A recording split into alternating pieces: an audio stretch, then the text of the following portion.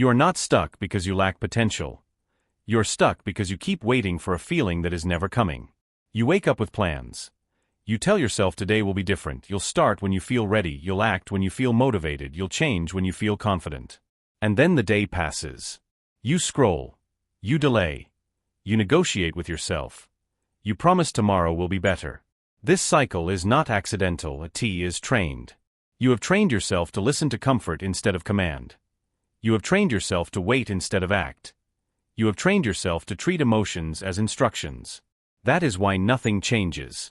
Motivation feels powerful, but it is weak. A T shows up late. T disappears early. T leaves the moment discomfort appears. If your progress depends on motivation, your progress will always be inconsistent. You already know this. You've felt it. You felt the frustration of knowing what to do and not doing it. You felt the quiet disappointment at night when you realized the day slipped away again. You felt the weight of unrealized effort. And still, part of you waits. You wait for clarity. You wait for confidence. You wait for the right mood. You wait for permission. Here is the truth you may not want to hear, but need to hear clearly. No one is coming to rescue you, and no moment is coming to save you. No feeling will arrive and suddenly make this easy. Your life will not improve because you understood something. T will improve because you did something, repeatedly, especially when you didn't feel like it. Comfort is not neutral. Comfort is actively keeping you where you are. Every time you avoid effort, you reinforce an identity of avoidance. Every time you delay action, you strengthen the habit of delay. Every time you listen to weakness, you teach yourself that weakness is in control. This audiobook is not here to inspire you. Inspiration fades. This is here to retrain you. Discipline is not punishment. Discipline is self-respect in action. Discipline is doing what you said you would do, even when the emotion isn't there. Especially when the emotion isn't there. Confidence does not come before action. Confidence is the result of action kept. You do not need to feel ready to begin. You need to begin to ever feel ready. The person you are becoming is shaped by what you do when no one is watching, when nothing feels exciting, when the reward is delayed. That is where identity is built. Not in moments of motivation, but in moments of resistance. This audiobook will not ask you to become someone else. T will ask you to stop betraying who you already know you could be. You will learn how to remove choice from weakness. How to build systems that carry you when feelings fail. How to act when energy is low. How to stop negotiating with yourself. How to turn improvement into a standard, not a phase. This will not be easy, but it will be simple. And it will be honest. If you are willing to stop waiting, if you are willing to act without permission, if you are willing to accept responsibility without drama, then this will work. Not because it feels good, but because it's true. Let's begin. Chapter 1. Stop waiting for motivation. You keep telling yourself you'll start when you feel ready, when you feel motivated, when you feel energized, when you feel confident, when the timing feels right. So you wake up and check your phone. You sit on the bed a little longer. You tell yourself you'll get to it later. Later becomes tomorrow. Tomorrow becomes next week. Next week becomes someday. This is how most people lose years of their life, not through failure, but through delay. You already know what you should be doing. That's not the problem. The problem is that you've trained yourself to wait for a feeling before you act. You treat motivation like a requirement, as if action needs permission from emotion. It doesn't. Motivation is not a reliable tool. It never has been. Motivation shows up when things are easy. T disappears the moment effort is required. T vanishes the second discomfort enters the room. If motivation were enough, you'd already be disciplined. Motivation worked, your life would already look different. But motivation is reactive. Discipline is proactive. Motivation responds to circumstances. Discipline creates circumstances. When you wait to feel like doing something, you place control outside yourself. You give power to moods, energy levels, and convenience. And those things do not care about your goals. Here is the hard truth you need to hear clearly. Feelings are unstable. Feelings are inconsistent. Feelings are not designed to build long-term results. Your emotions were built for survival, not self-improvement. They want comfort. They want familiarity. They want the path of least resistance. That's why you feel resistance when it's time to work. That's why you feel tired when it's time to focus. That's why you feel unmotivated right before doing something important. Nothing is wrong with you. This is normal. But normal does not produce results. Progress begins the moment you stop asking, "How do I feel?" and start asking, "What needs to be done?" This is where the shift happens. Improvement is not an emotional experience, it is a behavioral decision. You don't clean your space because you feel inspired. You clean it because disorder costs you clarity. You don't move your body because you feel motivated. You move it because neglect has consequences. You don't show up consistently because you feel confident. You show up until consistency creates confidence. This is an identity issue, not a mood issue.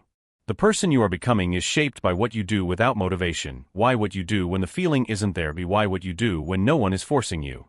Every time you wait for motivation, you're training yourself to be led by weakness. You're teaching yourself that discomfort is a stop sign. And over time, that erodes trust. You stop trusting yourself to follow through. You stop believing your own promises. You stop seeing yourself as reliable. Self-respect doesn't disappear overnight, it leaks, slowly, through broken commitments. No one is coming to inject motivation into your life. No one is going to wake you up with the perfect mindset. No one will remove the resistance for you. This is not punishment. This is reality. Responsibility lives with you, quietly, consistently, without drama. Once you accept that motivation is optional, everything changes. You stop waiting. You stop negotiating. You stop making progress conditional. You move first. Feelings follow. Here are actions you can take today, not someday, today, to break the motivation trap. First, choose one task you've been delaying and do the first 2 minutes of it.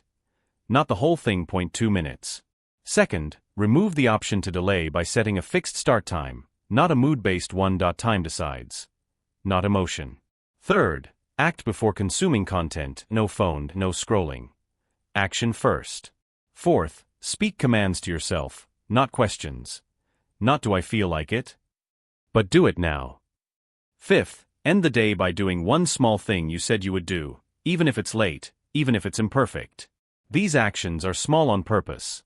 Small actions rebuild trust. When you act without motivation, something important happens. You prove to yourself that feelings are not in control. You experience progress without permission. You begin to trust yourself again. That trust becomes confidence. That confidence reduces resistance. That reduction makes discipline easier.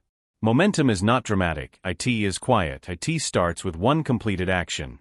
This is how discipline is built, not through force, but through consistency. You are not trying to become a different person overnight. You are training yourself to respond differently to resistance. The person you are becoming does not wait to feel ready. They act because action is who they are. Stop asking motivation to show up. Doesn't need to. You decide. You act. You repeat. That is how improvement begins. And once you stop waiting, you realize something important. You were never stuck. You were just waiting. Don't wait. Move. Chapter 2. Face the reality you've been avoiding. You already sense it. Something is off. You may not say it out loud, but you feel the gap between who you are and who you know you could be. You feel it when you procrastinate. You feel it when you distract yourself. You feel it at night, when things finally get quiet. And instead of facing it, you soften it. You tell yourself you're trying. You tell yourself it's not the right time. You tell yourself things will change when circumstances change. This is how avoidance disguises itself as patience. You are not stuck because you lack ability. You are stuck because you keep refusing to look directly at your situation. Radical improvement begins with radical honesty. Not optimism. Not self-criticism. Honesty. Look at how you actually spend your days. Not how you plan to. Not how you imagine you do. How you actually do. How much time goes to your phone? How much energy goes to avoidance? How many promises you quietly break to yourself? This isn't about shame. It's about clarity. If you don't tell the truth about where you are, you cannot build a path forward. You cannot fix what you refuse to name. Most people avoid the truth because they confuse honesty with self-attack. They think facing reality means tearing themselves down. It doesn't. Avoidance is what keeps you weak. Honesty is what gives you leverage. Here is the hard truth most people resist. Your current life is not random. It is the result of repeated choices. Not one big mistake. Small decisions. Daily patterns. Repeated behaviors. Your habits built this version of your life. That doesn't mean you're a bad person. It means you're a responsible one, whether you've acted like it or not. And responsibility is power. The moment you stop blaming circumstances, people, timing, or luck, you regain control. Comfort tells you to explain. Truth asks you to own. You don't need to justify where you are. You need to acknowledge it. You may not like your current discipline level. You may not like your body, your finances, your focus, or your consistency. But denial won't change any of it. The person you are becoming starts forming the moment you stop lying to yourself in small ways. Every time you say it's not that bad, when it is. Every time you say, I'll start soon without a plan. Every time you pretend distraction isn't costing you. Those small lies delay growth. You cannot improve what you refuse to measure honestly. This is an identity shift. The person you are becoming does not need excuses to feel okay. They prefer truth over comfort. They would rather feel temporary discomfort than permanent stagnation. This is what self-respect looks like, not perfection, but honesty without drama. And here's something grounding you need to hear clearly. No one is coming to point this out for you in a way that changes your life. No one will sit you down and explain exactly where you're self-sabotaging. No one will make this confrontation comfortable. That responsibility is yours. Not as a burden, but as an opportunity. Once you face reality, it loses its power to intimidate you. Here are actions you can take today to practice radical honesty, not tomorrow, today. First, write down how you actually spent yesterday. Hour by hour. No editing. No justification. Second, name one area where you are underperforming and say why, without blaming anyone else. Third, identify one excuse you've been repeating lately and stop using it. Not forever. Just today. Fourth, clean one neglected area of your environment. Mess reflects avoidance. Order restores clarity. Fifth, make one small promise to yourself and keep it, even if it's uncomfortable. These actions are not dramatic. They are deliberate. And something important happens when you tell the truth and act on it. You stop wasting energy on self-deception. You stop carrying the mental weight of avoidance. You gain clarity. Clarity creates direction. Direction creates momentum. Momentum creates confidence. Confidence doesn't come from pretending you're doing well. It comes from knowing exactly where you stand and moving anyway. You don't need to judge your past. You need to learn from it. The person you are becoming does not rewrite reality to protect their ego. They face reality to build strength. This is how trust with yourself is rebuilt, not through positive thinking, but through accurate thinking. Once you face the truth, something shifts. You stop feeling lost. You stop feeling confused. You stop feeling overwhelmed. You see the problem clearly. And a clear problem is a solvable problem. You are not behind. You are not broken. But you are responsible. Accept that fully. Look at your life as it is, not as you wish it were. Then decide to move forward without lying to yourself again. That decision changes everything. Tell the truth. Take ownership. Move forward. Now that you've faced reality, it's time to learn how to use discomfort instead of running from it. That's next. Chapter 3. Use pain as fuel, not an excuse. You feel discomfort, and your first instinct is to escape it. You feel tired, so you stop. You feel frustrated, so you distract yourself. You feel behind, so you avoid the work that would move you forward. This pattern is familiar. Something gets hard. Resistance shows up. Emotion spikes. And instead of leaning in, you pull away. You scroll. You eat. You sleep. You postpone. Then later, you feel worse, not because of the pain itself, but because you avoided it. This is where most people get stuck for life. Not because they experience pain, but because they treat pain like a signal to quit. Pain is not the problem. Your relationship with it is. Discomfort is part of improvement. Failure is part of growth. Frustration is part of learning. But you've been trained to interpret all three as warnings. Your brain wants safety, T wants predictability, T wants relief. So the moment something feels heavy, it whispers, stop. And every time you listen, You reinforce a dangerous belief that discomfort means something is wrong. It doesn't. Pain is information. T tells you where the edge is. A T shows you where growth is required. The problem is that you've been using pain as permission to disengage. You say things like, "I'm not in the right headspace. This is stressing me out. I'll come back to it later." But later rarely comes. Here is the hard truth you need to accept. Avoiding pain does not protect you. It weakens you. The pain you avoid today becomes regret tomorrow. The effort you skip now becomes a heavier burden later. There are two types of pain in life: the pain of discipline and the pain of regret. One builds you, the other drains you. You don't get to avoid pain. You only get to choose which one you carry. This is an identity issue. The person you are becoming does not ask, "How do I get rid of discomfort?" They ask, "How do I use it?" They understand that pain can either sharpen them or soften them, depending on how they respond. Every time you feel resistance and still act, something important happens. You prove to yourself that discomfort does not control you. You build tolerance. You expand capacity. And capacity is power. Self-pity feels justified in the moment, but it always steals momentum. It turns pain into a story instead of a signal. A T turns effort into a complaint instead of a choice. You don't need to dramatize your struggle. You need to direct it. Here is something grounding you need to hear clearly. No one is coming to make this painless for you, and no one is going to remove the difficulty. No one is going to feel this for you. And that's not unfair. That's life. Once you stop expecting comfort, you stop being disappointed by reality. Pain becomes usable when you stop resisting it. Instead of asking, "How do I make this go away?" ask, "What is this asking of me?"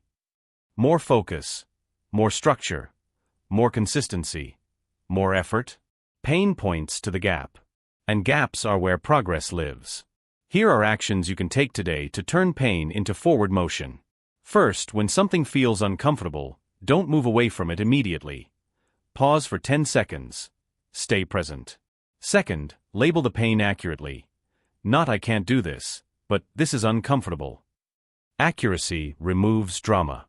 Third, take one action directly inside the discomfort. Point 1 rep. Point 1 paragraph. Point 1 decision. Fourth, after acting, notice the shift. Not in emotion, but in self-respect. Fifth, write down one thing discomfort taught you today. Use it tomorrow. Sixth, end the day by doing one thing you didn't want to do, on purpose. These actions are small, but they retrain your nervous system. They teach you that pain is survivable. They teach you that discomfort is temporary. They teach you that you are capable. Momentum does not come from feeling good. It comes from acting while feeling bad. Action changes your emotional state, not the other way around. Every time you move through discomfort instead of around it, you build evidence. Evidence that you can handle more than you think.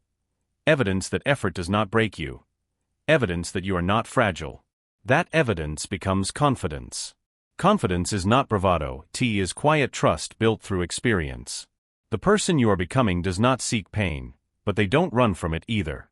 They see discomfort as a training ground. They see failure as feedback. They see frustration as a sign they are doing something that matters. This is how you stop being controlled by feelings. Not by suppressing them, but by acting anyway. You don't need to feel strong to act strong. Strength is built by acting when you feel weak. The more often you choose effort over escape, the less intimidating pain becomes. Eventually, something shifts. What once felt overwhelming becomes manageable. What once stopped you becomes familiar. What once felt unbearable becomes normal. That is growth. You are not broken because things feel hard. You are human. But you are responsible for how you respond. Use pain as fuel. Let it sharpen you. Let it push you forward. Do not waste it. Discomfort is not the enemy. Avoidance is. Now that you've learned how to move through pain instead of running from it, the next step is learning how to remove choice entirely, by building systems that force progress. That's next. Chapter 4: Build systems that remove choice. You keep telling yourself you need more willpower, more discipline, more focus, more control. But willpower is not the problem. The problem is that you keep relying on moment-by-moment decisions to do long-term work. Every day, you wake up and renegotiate your life. Every task becomes a debate. Every responsibility becomes optional. That is exhausting.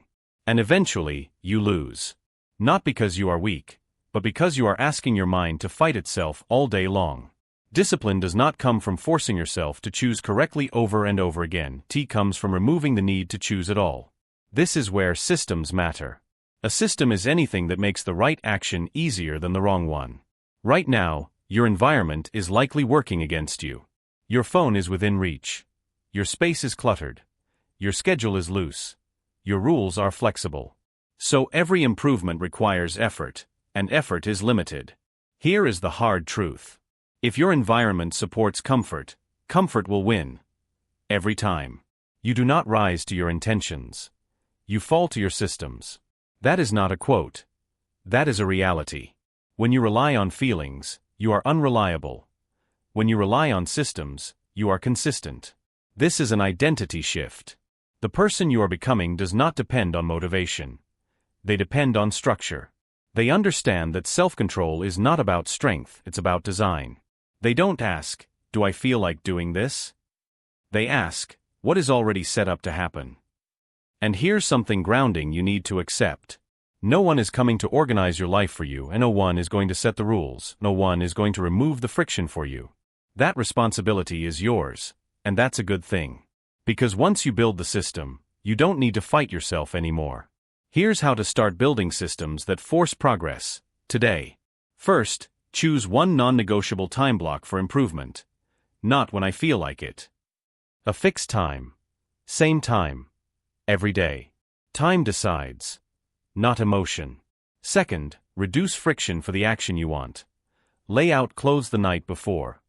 Open the document. Prepare the workspace. Make starting easy. Third, increase friction for the behavior you want to reduce. Move the phone out of the room. Log out of apps. Remove distractions physically. Convenience shapes behavior. Fourth, create a simple rule instead of a goal. Not "I'll try to work more." But, "I work for 30 minutes before any entertainment." Rules remove negotiation. Fifth, anchor a new habit to an existing one. After you wake up, you move. After you eat, you clean. After you work, you plan tomorrow. Consistency lives in sequences. Sixth, end each day by preparing tomorrow. Not planning everything, just removing resistance. These are not hacks. They are standards. And once they're in place, something important happens. You stop relying on discipline as effort. Discipline becomes a default. You show up without thinking. You act without drama. You move forward without waiting. Momentum becomes easier because resistance has less room to appear. This is how confidence is built quietly. When your system carries you on low-energy days, you stop fearing those days. When progress happens automatically, you stop doubting yourself. Small systems create repeated action. Repeated action creates trust. Trust creates identity. The person you are becoming is not heroic. They are prepared. They don't wake up hoping today will go well. They wake up knowing what will happen next. This is what stability looks like. Not excitement. Not inspiration. Structure. If you remove choice from the wrong moments, you preserve energy for the right ones. You stop wasting willpower on decisions that should have already been made. You stop negotiating with weakness. You start moving by default. This is not about controlling every minute of your life, it's about controlling the moments that matter. Once your systems are in place, discipline stops feeling heavy, it feels normal. And when improvement feels normal, it lasts. Build the system. Follow the structure. Let it carry you. Next, we'll deal with the habits that quietly sabotage progress, and how to remove them before they remove you. Chapter 5: Eliminate the habits that are eroding you. You don't collapse all at once. You erode. Slowly. Quietly. Daily. It's not the big mistakes that keep you stuck. It's the small behaviors you repeat without thinking. The extra hour on your phone. The skipped workout that becomes a skipped week. The just this once decision that happens every day. These habits feel harmless because they don't hurt immediately.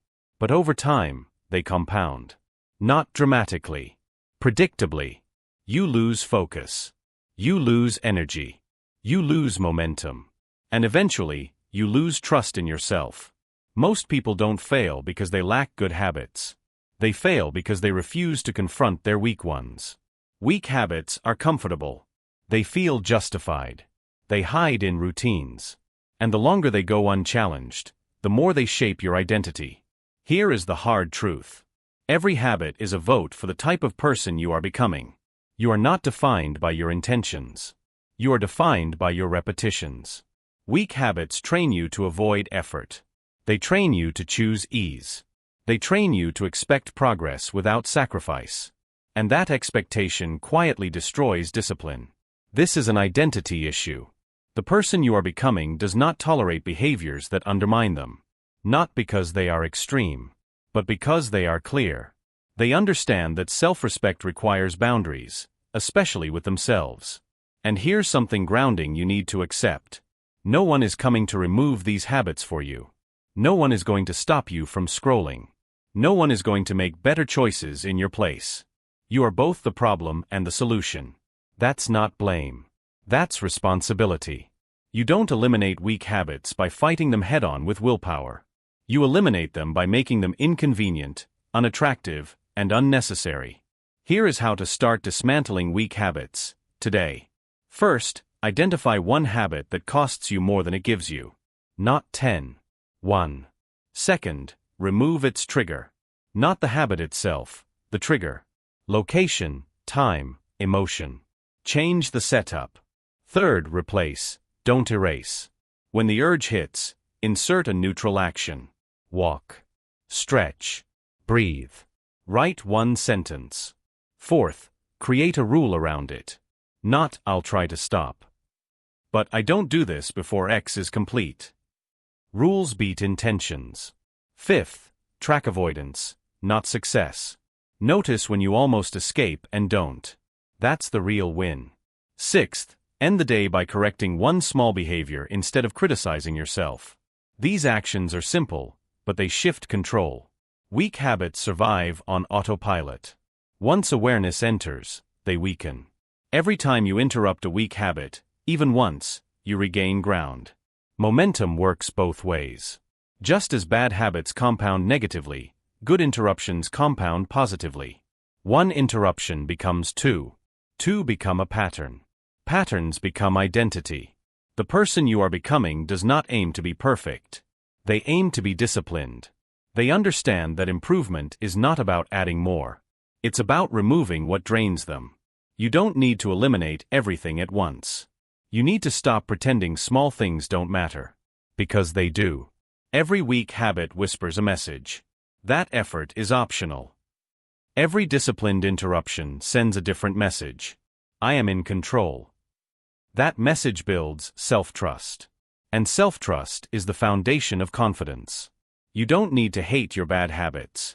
You need to outgrow them. You outgrow them by raising your standards, quietly, consistently. Eliminate what erodes you. Protect what builds you. Next, we'll talk about why doing hard things daily, on purpose, changes who you are at the core. That's where strength is forged. Chapter 6: Choose difficulty on purpose. Most people spend their lives trying to make things easier. Easier schedules. Easier routines. Easier days. They avoid discomfort whenever possible. They design their lives around convenience. And then they wonder why they feel weak, unfocused, and unconfident. Ease does not build strength. It erodes it. If your days require nothing from you, you slowly become someone who can give nothing. You don't lose discipline all at once. You lose it through repeated comfort. This is why intentionally doing hard things matters. Not occasionally. Daily. Hard things force you to confront resistance. They require effort when your mind says no. They demand presence. And every time you do one, you send a message to yourself. I don't avoid difficulty. I don't wait for perfect conditions. I can be trusted under pressure. This is not about suffering for the sake of suffering. It's about training. Discipline is a muscle. If you don't load it, it weakens. Here is the hard truth you need to accept. If you avoid hard things, you become fragile. If you face them regularly, you become resilient. Resilience is not built during easy days. It's built during resistance. Most people only do hard things when they have no choice. You are going to choose them on purpose. That's the difference. This is an identity issue. The person you are becoming does not ask, "Is this comfortable?" They ask, "Will this make me stronger?" They understand that self-respect grows when you do what is difficult but necessary. And here's something grounding you need to hear clearly. No one is coming to push you into discomfort. No one will force you to grow. No one will choose the hard path for you. You either choose it, or you don't. And if you don't, life will eventually choose it for you in harsher ways. Choosing difficulty now is easier than being forced into it later. Here is how to practice doing hard things daily, starting today. First, choose one intentionally uncomfortable action per day. 1. Not extreme. Just uncomfortable. Second, do it early. Before distractions. Before excuses build. Third, don't negotiate with it. No inner debate. Decide once. Execute. Fourth, keep it simple. Cold water for 30 seconds. A difficult conversation. A focused work block. Physical exertion. Fifth, finish it completely. No shortcuts. Completion matters. Sixth, acknowledge the follow-through, not with praise, but with recognition. These actions are small, but they change you. Each time you do something hard on purpose, you expand your tolerance. What once felt difficult becomes manageable. What once felt intimidating becomes familiar. This is how confidence is built. Not through positive thinking. Through proof. You don't feel confident because you told yourself you are. You feel confident because you did something difficult and survived it. That survival builds trust. Trust turns into self-respect. Self-respect changes how you move through the world. You stop avoiding. You stop shrinking. You stop doubting your ability to handle pressure. The person you are becoming does not seek validation. They rely on internal evidence. Hard things provide that evidence. And over time, something important happens. Discomfort loses its authority. Resistance stops being intimidating. You stop seeing difficulty as a threat. You see it as a requirement. This does not make life easy. It makes you capable. Capable of focus. Capable of effort. Capable of consistency. Comfort will always be available. Growth will not. You have to choose it. Choose difficulty, daily, deliberately, without drama. That choice compounds. And next, we'll remove one of the biggest forces weakening your discipline: distraction and mental noise. That's where clarity begins. Chapter 7: Remove the noise that is weakening you. Your problem is not lack of intelligence. It's lack of silence. Your mind is never still. It jumps from notification to notification. From thought to thought. From urge to urge. You wake up and reach for your phone.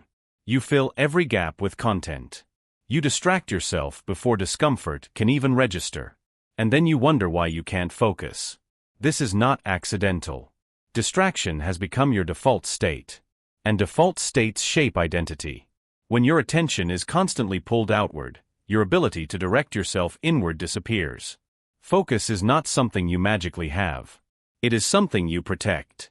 Here is the hard truth. You cannot improve in a state of constant stimulation. Growth requires clarity. Clarity requires quiet. Quiet requires discipline. Every notification fractures your attention. Every scroll trains impatience. Every constant input weakens your ability to sit with effort. You are not tired because you do too much. You are tired because your mind never rests. This is an identity issue. The person you are becoming does not live at the mercy of inputs. They decide what enters their attention. They understand that focus is not about trying harder. It's about removing interference. And here's something grounding you need to accept. No one is coming to silence your world for you. No one will protect your focus. No one will limit your consumption in your place. That responsibility is yours. Distraction feels harmless because it's socially accepted. Everyone scrolls. Everyone multitasks. Everyone is busy. But busy is not focused. And busy does not build. Over time, distraction changes how your brain works. You lose the ability to stay with discomfort. You lose the patience required for depth. You lose the capacity to think clearly. This is why improvement feels harder than it should. Your mind is overloaded. The solution is not more productivity tricks. It's subtraction. Here is how to start cutting distractions and reclaim clarity, today. First, create one daily block of intentional silence. No phone. No music. No input. Just stillness or focused work. Second, remove your phone from the room during effort. Out of sight matters. Third, stop consuming content before producing effort. Input follows output, not the other way around. Fourth, turn off non-essential notifications. Urgency is trained. You control it. Fifth, single task for 10 minutes at a time. One thing. No switching. Sixth, end the day without screens for the final 30 minutes. Let your mind decompress. These actions are uncomfortable at first. That discomfort is withdrawal. You are not bored. You are overstimulated. As silence increases, something shifts. Your thoughts slow down. Your awareness sharpens. Your energy stabilizes. You begin to notice patterns you were avoiding. You become more present with effort. You regain control over your attention. And attention is power. When your mind is clear, discipline becomes easier. You stop feeling scattered. You stop feeling rushed. You stop feeling overwhelmed. Momentum returns. The person you are becoming does not fear silence. They use it. They understand that clarity is not found in more information. It's found in less noise. This is not about rejecting technology. It's about mastering it. If you don't control your attention, something else will. And whatever controls your attention controls your life. Cut the noise. Protect your focus. Create space. In that space, growth accelerates. Next, we'll lock improvement into something deeper than habits or routines, your identity. That's where change becomes permanent. Chapter 8. Become the type of person who improves. Goals feel productive. They give direction. They give something to aim at. But goals alone don't change who you are. You can set goals and still live the same way. You can plan improvement without becoming disciplined. You can want results without building the identity required to sustain them. This is why so many people start strong and fade. They chase outcomes instead of becoming someone different. Lasting improvement is not goal-driven. It is identity-driven. What you repeatedly do is who you become. Every action you take is a vote, not just for progress, but for identity. Right now, you likely see improvement as something you attempt. Something you try to do. That mindset keeps change fragile. Because when effort feels hard, you tell yourself, this isn't me. And you stop. The shift happens when improvement becomes who you are, not something you're working on. Here is the hard truth. You do not rise to the level of your goals. You fall to the level of your identity. If your identity is someone who tries, your results will always be inconsistent. If your identity is someone who shows up, consistency becomes natural. This is not about labels. It's about standards.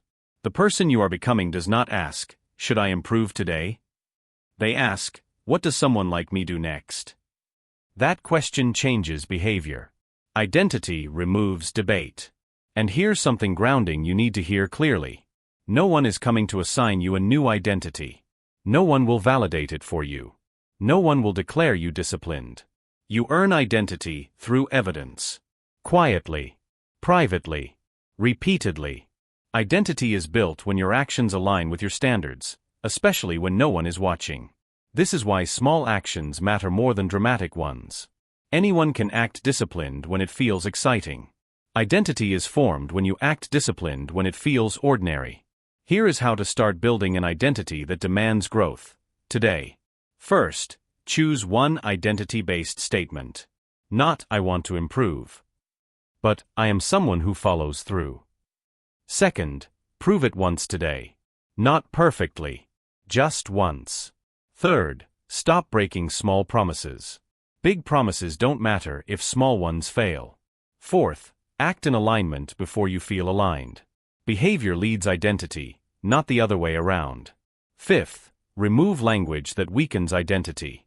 Stop saying, I'm trying. Say I'm doing. Sixth, End each day by asking one question. Did I act like the person I am becoming today? These actions are not symbolic. They are structural. Each aligned action strengthens identity. Each misaligned action weakens it. Momentum follows identity. When you see yourself as disciplined, you stop negotiating. When you see yourself as consistent, you stop making excuses. When you see yourself as responsible, you act accordingly. This is how improvement becomes natural. You don't need constant motivation when your behavior matches who you believe you are. And belief is built through proof. The person you are becoming does not wait for confidence. They create it through alignment. They don't chase progress. They embody it. Over time, something important happens. Effort feels less forced. Consistency feels normal. Growth feels expected. This is not arrogance. It's self-trust. You are no longer pushing yourself forward. You are simply acting in character. And once improvement is part of your identity, it stops being fragile. It survives bad days. It survives low energy. It survives doubt. Because it's not based on mood. It's based on who you are. Become the type of person who improves. Then let your actions confirm it. Next, we'll address the moments when identity is tested the most, when you feel weak, tired, and unmotivated.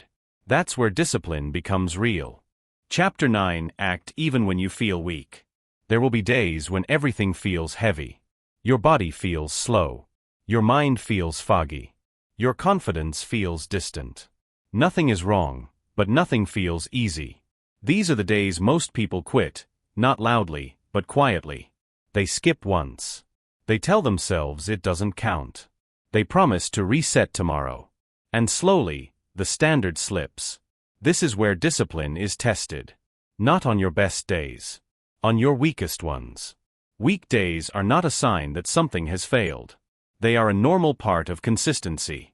If your progress depends on feeling strong, your progress will always be temporary. Here is the hard truth. Discipline is not about intensity. It's about continuity. You don't need to push harder on weak days. You need to show up differently. Most people treat low energy as a stop signal. You are going to treat it as a cue to simplify. This is an identity issue. The person you are becoming does not disappear when energy drops. They adjust, without quitting. They understand that consistency is not broken by weakness. It is broken by disengagement. And here's something grounding you need to hear clearly. No one is coming to carry you through low energy days. No one will replace your effort. No one will maintain your standards for you. You either show up in a reduced form, or you don't show up at all. And not showing up trains inconsistency. Weakness does not mean stop. It means scale. Here is how to act on weak days without burning out or resetting, starting today. First, lower the bar, not the standard.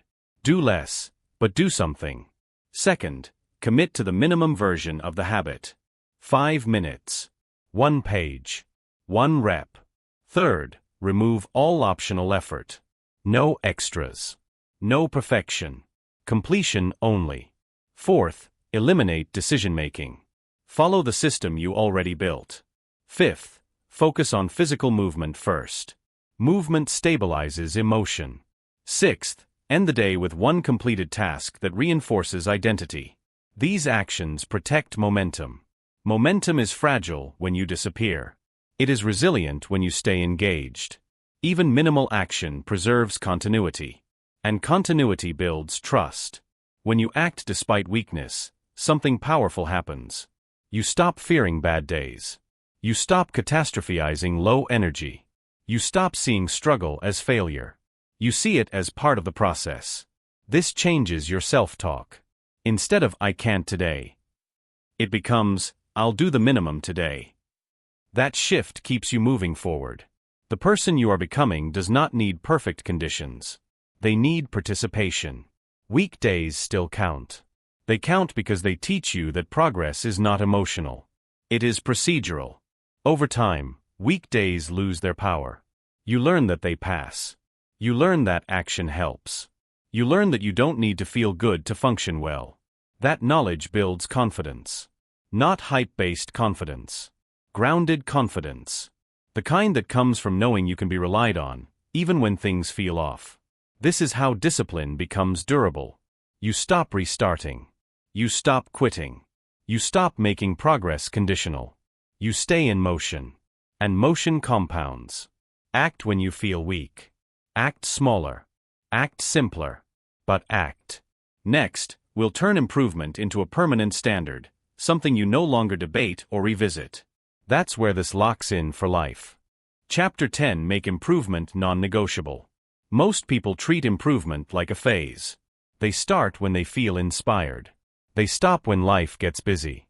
They return when discomfort becomes unbearable again. This cycle repeats for years. Not because they don't want to change, but because they never decided that change was permanent. Temporary effort creates temporary results.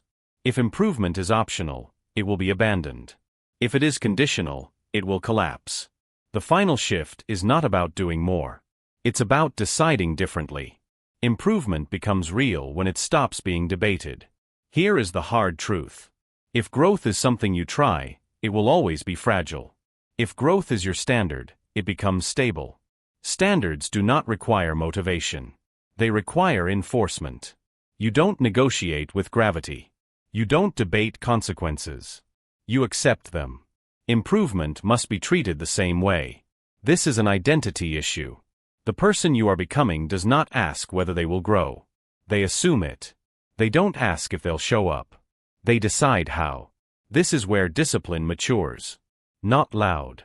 Not intense. Settled. And here's something grounding you need to accept fully. No one is coming to maintain this for you. No one will check if you're still improving. No one will hold the line for you. That responsibility never goes away. But neither does the power that comes with it. A lifelong standard is built through repetition, not resolution. You don't need a dramatic commitment. You need consistent enforcement. Here is how to lock improvement into your life, starting now. First, define your non-negotiables. Sleep. Movement. Focus time. Reflection. Small. Clear. Second, track actions, not feelings. Did you do it or not? No stories. Third, remove the idea of starting over. There is no reset. Only continuation. Fourth, audit yourself weekly. Not emotionally. Factually. Fifth, correct quickly. Missed a day? Return immediately. Sixth, protect the standard, not your ego. These actions turn discipline into maintenance. Once improvement is a standard, excuses lose power. You don't need to feel inspired to brush your teeth. You don't negotiate whether you'll sleep. You don't ask if responsibility applies today. Growth becomes the same. This is when confidence stabilizes. You stop feeling fragile. You stop doubting yourself. You stop fearing inconsistency. Because your behavior is no longer dependent on emotion. The person you are becoming does not chase motivation. They live by standards. They don't ask who they want to be someday. They act in alignment today. This is how trust with yourself becomes permanent. You keep your word, not perfectly, but consistently. You correct without drama. You move forward without restarting. Over time, improvement stops feeling like effort. It becomes normal. Normal to act. Normal to adjust. Normal to grow. This is not about becoming obsessed with self-improvement. It's about refusing to stagnate. You don't need to push endlessly. You need to stay engaged. When improvement is your baseline, life changes quietly. Less guilt. Less hesitation. More clarity. More self-respect. You don't need anyone to believe in you. You believe in your systems. You believe in your standards. You believe in your ability to follow through. That belief is earned. And once earned, it stays. You are no longer forcing yourself to improve. You are simply living according to who you are now. And that is the final shift. Hold the standard. Protect it daily. Let improvement be permanent.